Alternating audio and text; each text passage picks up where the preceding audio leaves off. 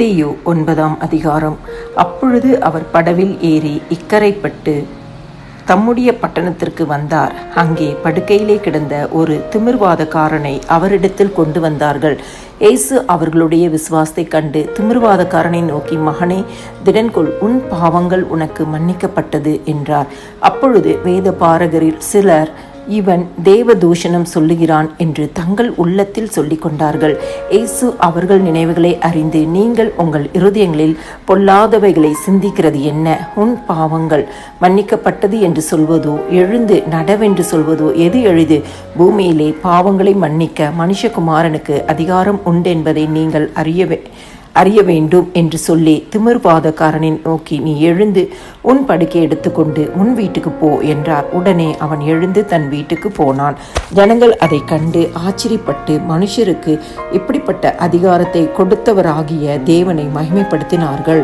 இயேசு அவ்விடம் விட்டு புறப்பட்டு போகையில் ஆயத்துறையில் உட்கார்ந்திருந்த மத்தேயு என்னும் ஒரு மனுஷனை கண்டு, எனக்கு பின் சென்று வா என்றார்.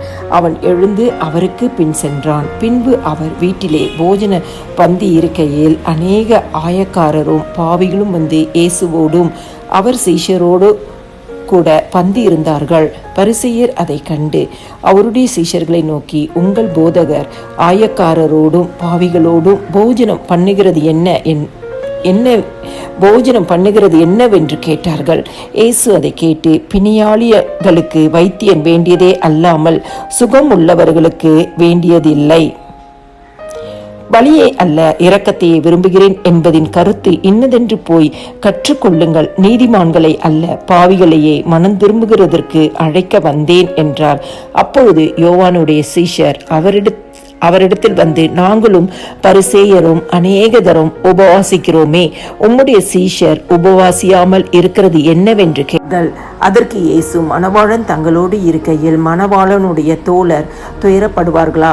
மணவாளன் அவர்களை விட்டு எடுப்படும் நாட்கள் வரும், அப்பொழுது உபவாசிப்பார்கள். ஒருவனும் கோடி துண்டை பழைய வஸ்திரத்தோடு இணைக்க மாட்டான்.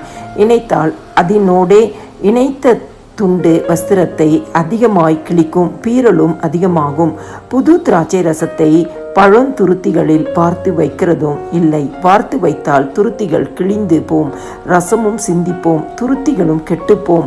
புது ரசத்தை புது துருத்திகளில் வார்த்து வைப்பார்கள். அப்பொழுது இரண்டும் பத்திரப்பட்டு இருக்கும் என்றார். அவர் இவைகளை அவர்களுக்கு சொல்லிக் கொண்டிருக்கையில் தலைவன் ஒருவன் வந்து அவரை பணிந்து, என் மகள் இப்பொழுதுதான் மரித்து போனாள், ஆகிலும் நீர் வந்து அவள் மேல் உமது கையை வையும், அப்பொழுது பிழைப்பாள் என்றான்.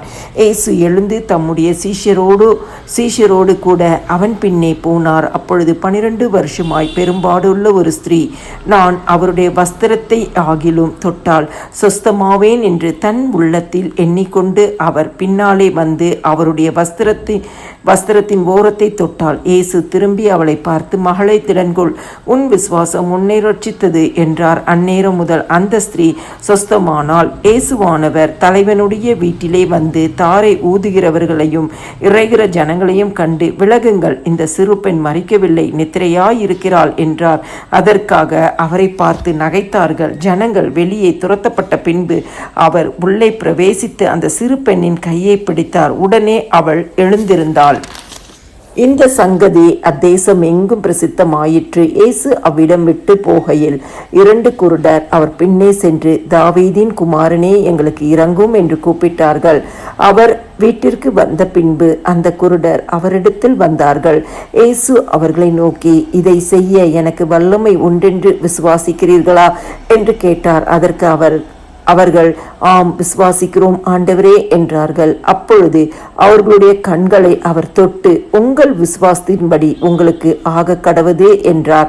உடனே அவர்களுடைய கண்கள் திறக்கப்பட்டது. அதை ஒருவரும் அறியாதபடிக்கு எச்சரிக்கையாயிருங்கள் என்று இயேசு அவர்களுக்கு கண்டிப்பாய் கட்டளையிட்டார். அவர்களோ புறப்பட்டு அத்தேசம் எங்கும் அவருடைய கீர்த்தியை பிரசித்தம் பண்ணினார்கள்.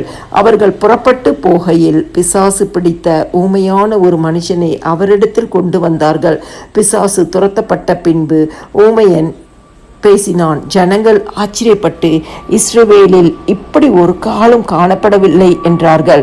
பரிசேயரோ, இவன் பிசாசுகளின் தலைவனாலே பிசாசுகளை துரத்துகிறான் என்றார்கள். பின்பு இயேசு சகல பட்டணங்களையும் கிராமங்களையும் சுற்றி நடந்து ஜெப ஆலயங்களில் உபதேசித்து ராஜ்யத்தின் சுவிசேஷத்தை பிரசங்கித்து ஜனங்களுக்கு உண்டாயிருந்த சகல வியாதிகளையும் சகல நோய்களையும் நீக்கி அவர்களை சொஸ்தமாக்கினார். அவர் திரளான ஜனங்களை கண்டபொழுது அவர்கள் மெய்ப்பனில்லாத ஆடுகளைப் போல தொய்ந்து போனவர்களும் சிதறப்பட்டவர்களுமாய் இருந்தபடியால் அவர்கள் மேல் மனதுருகி தம்முடைய சீஷர்களை நோக்கி, அறுப்பு மிகுதி, வேலையாட்களோ கொஞ்சம். ஆதலால் அறுப்புக்கு எஜமான் தமது அறுப்புக்கு வேலையாட்களை அனுப்பும்படி அவரை வேண்டிக் கொள்ளுங்கள் என்றார்.